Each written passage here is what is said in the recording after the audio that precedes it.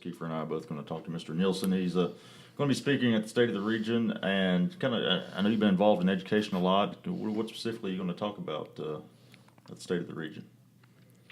Well, I'm going to talk about transforming public education. What are, I think I saw maybe some of the areas that you focused on, how teachers are trained, selected, allowed into the profession, right? Superintendents, Well, what sort of things? We have some wonderful teachers, as you probably all know. We all were beneficiaries of at least one or two really remarkably wonderful teachers, and so the system gets some good people. I am not saying for a moment we don't, but the system is not set up to give us great people. In fact, the way the system has evolved over the last 40 years is that teaching now is the easiest profession in our society to enter.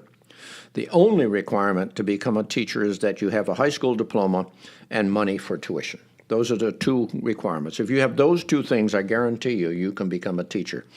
We now have over 1,400 education schools.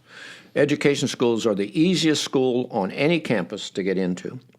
And as a consequence, we get these excellent teachers almost by accident, not by design. And we have to change that because the data is irrefutable that the most important ingredient in the education of a child is the quality of the teacher in the classroom, next only to the quality of the home. And you can't really do anything about the home, but you can certainly do something about the school. And so if we want to increase the academic achievement of our children, the fastest way to do that is increase the competency of our teachers. You can't do that today with the present laws. We have to change those laws. What are some states that are doing some of the reforms that you see that are needed? Mm-hmm. Well, not many, quite frankly. One of the things I'm most excited about is I believe there are two states in this country that are positioned to make fundamental changes in public education, and one is Wisconsin and one is Mississippi. And the reason for those two is because in the case of both states, they have both a governor and a legislature who have already proven a willingness to take risks and get involved in education in big ways.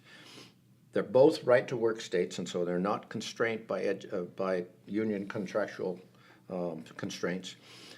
And they both have, of course, an opportunity to lead, but they're both in a position to do something dramatic if they want to.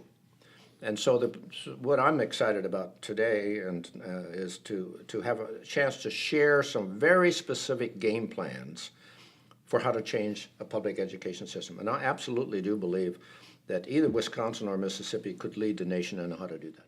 I believe our country has a crisis underway right now. It's been an increasing crisis for years.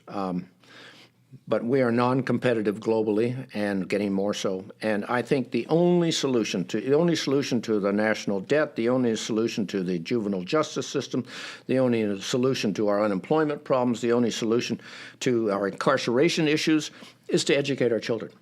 And so to me, there's no more important task for any of us to engage in than that.